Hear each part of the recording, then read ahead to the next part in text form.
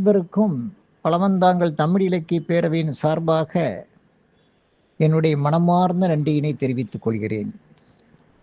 உலகத்தை புரட்டி போட்ட புத்தகங்கள் என்று சில உண்டு.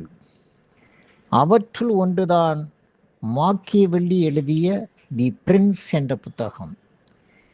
பிரின்ஸ் என்கிற புத்தகத்தை மாக்கியவெல்லி எழுதியதற்கான நோக்கம் என்ன தெரியுமா?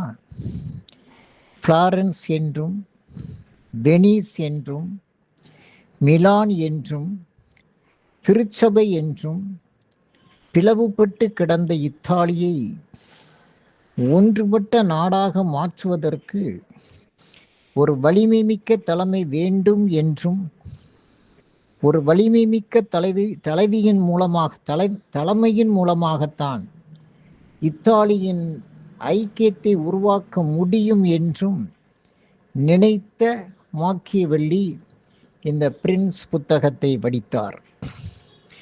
பிரின்ஸ் என்ற புத்தகத்தை திருக்குறளை வாசித்தவனால் ஏற்க முடியாது.